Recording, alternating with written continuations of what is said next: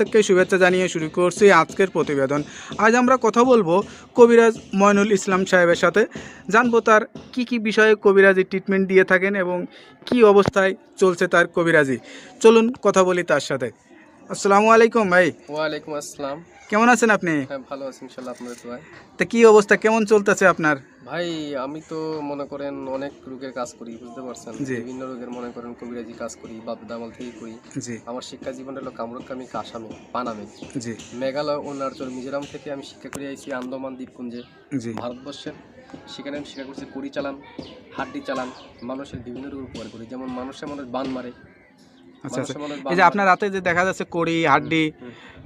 এটি আসলে এইগুলোর মাধ্যমে চালান দিয়ে ট্রিটমেন্ট দিয়ে থাকেন নাকি হ্যাঁ, আসলে? এগুলো আমার শিক্ষা জীবনে পাইছি, ঠিক আছে। আচ্ছা, হ্যাঁ। এখন দিয়ে এরা হলো রাহুর হার। আচ্ছা এই আচ্ছা হার দিয়ে আমি মানুষকে জিন সাধন করি। আচ্ছা আমি আচ্ছা বোতলে জিন সাধন করে সাগরে নিক্ষেপ করি। আচ্ছা আচ্ছা আচ্ছা মানুষ বান মারে, নষ্ট করে সেই রোগের কাজ করি। আমি এগুলো বোতলে ভরে মানুষ চালান করে দিই।